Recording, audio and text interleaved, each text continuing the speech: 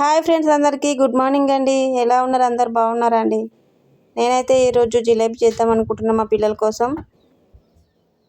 ముందుగా అయితే మైదా పిండి తీసుకోవాలండి.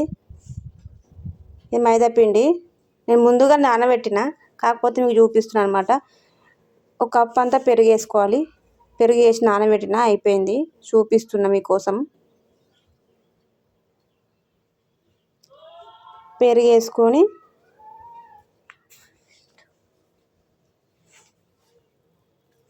ఇప్పుడైతే కొంచెం ఉప్పు వేసుకోవాలి. కొంచెం ఏ స్వీట్ చేసినా కానీ కొంచెం ఉప్పు వేసుకుంటే టేస్ట్ వేరే ఉంటుంది అన్నమాట. కొంచెం సాల్ట్, తర్వాత కొంచెం సోడా వేయాలి. సోడా నేను ముందుగానే వేసిన, మళ్ళీ వేస్తే ఎక్కువ అవుతుంది, అందుకని మీకు చూపిస్తలేను. వాటర్ వేసుకొని మంచిగా కలుపుకోవాలి అండి. ఇది చపాతీ పిండిలా కాకుండా ఎట్లా అంటే,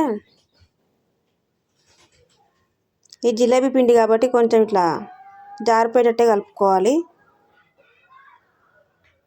బాగా కలుపుకోవాలి. జిలేబీ మొత్తం పిండి కలపడంలోనే ఉంటుంది అన్నమాట.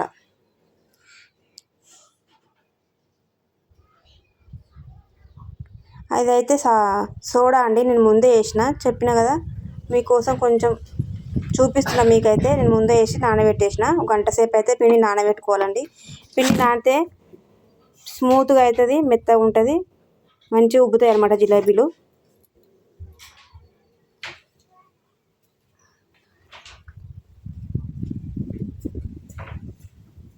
బాగా మిక్స్ చేసుకోవాలి మంచిగా. పిండి ఎంత బాగా కలుపుకుంటే జిలేబీలు అంత బాగా మంచిగా వస్తాయి. మంచిగా ఉబ్బుకుంటా క్రిస్పీగా వస్తాయి మంచిగా. నాకు కూడా జిలేబీలు రాదు ఇట్లా చెయ్యాలి, కాకపోతే నేను కూడా యూట్యూబ్లో చూసే చేస్తున్నా, ఫస్ట్ టైం చేస్తున్నా. కలుపుకోవాలి బాగా. చూసిరా వీడియోలో చూపించినట్టుగా పిండి అయితే మంచిగా ఇలా జారిపోయేటట్టు కలుపుకోవాలండి. చూస్తున్నారు కదా, ఉండలు లేకుండా మంచిగా కలుపుకోవాలి.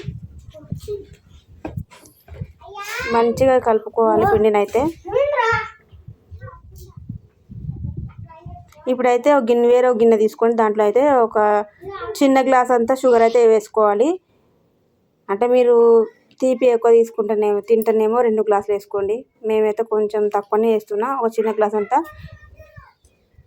చక్కెర వేసుకుని దాంట్లో ఒక పెద్ద గ్లాసు నీళ్ళు పోసుకొని ఇప్పుడు చక్కెర పాకం పట్టుకోవాలి గ్యాస్ మీద పెట్టుకొని. తర్వాత మనం కలుపుకునే పిండిని అయితే ఒక కవర్లో వేసుకోవాలి. కవర్ అయితే నాకు రాలేదు, అయితే పెరుగు కవర్ ఉండే కదా, దాంట్లో అయితే మళ్ళీ పిండి పోసుకొని జిలేబీలు అయితే చేసిన. చూసిరు కదా, ఫస్ట్ టైం చేసిన ఎంత బాగా వచ్చినాయో. ఇప్పుడైతే చక్కెర పాకంలో అయితే 2 యాలకులు వేసుకోవాలి. పొడి ఉంటే యాలకుల పొడి వేసుకోండి. 2 యాలకులు ఇట్లా చిచ్చు చేసుకున్నా కానీ సూపర్ స్మెల్ వస్తుంది. ఇప్పుడైతే జిలేబీలను అసలు మాడకుండా 2 వైపులా మంచిగా ఎర్ర రంగు వచ్చే వరకు కలుపుకోవాలి. 2 వైపులా మాడకుండా అటు ఇటు దింపుకుంటూ కాల్చుకోవాలన్నమాట. వీడియో చూస్తున్న వాళ్ళు ఒక లైక్ చేయొచ్చు కదండి. పక్కన అయితే షుగర్ పాకం రెడీ అవుతుంది. మరీ బంక కాకుండా చేతికి ఇట్లా కొంచెం అదేటట్టు వచ్చినా చాలు చక్కెర పాకం అయితే. కొంతమంది అయితే బెల్లంతో పాకం పడతారు.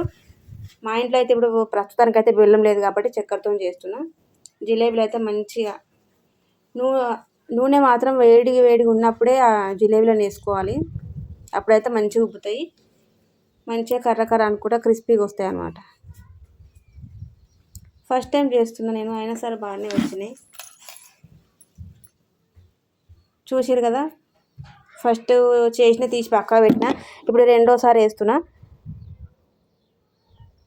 అంతే జిలేబీలను వేసుకోవడం. ఇదేం పెద్ద బ్రహ్మ విద్య కాదు. నాకు అసలు వస్తాయో రావో అనుకున్నా కానీ బాగానే వచ్చేసినాయి. చూసిరా, 2 వైపులా తింపుకొని మాడకుండా మంచిగా కాల్చుకోవాలి. ఇప్పుడు తీసుకున్నవి పక్కన పెట్టుకొని ఇప్పుడు చక్కెర పాకం అయితే ఆపేసిన. దాంట్లో అయితే ఒక 5 నిమిషాలు ఉంచేసుకొని తీసేసుకోవాలి. ఒక 5 నిమిషాలు పక్కన పెట్టుకొని తీసేసుకోవాలి. అంతే, రెడీ యమ్మీ టేస్టీ టేస్టీ ఎంతో ఈజీ టేస్టీ అండ్ జిలేబీ అయితే రెడీ అయిపోయినాయి. సూపర్ అండి. ఒక లైక్ చేయండి ప్లీజ్. మీరు కూడా చేసుకోండి మీ ఇంట్లో, మీ పిల్లలకు చేసి పెట్టండి. మా పాప అయితే తింటుంది. బాగుందా మమ్మీ? బాగుందంట. మీరు కూడా మీ పిల్లలకు చేసి పెట్టండి. బాగుందా మమ్మీ జిలేబీలు? సూపర్ ఉంది.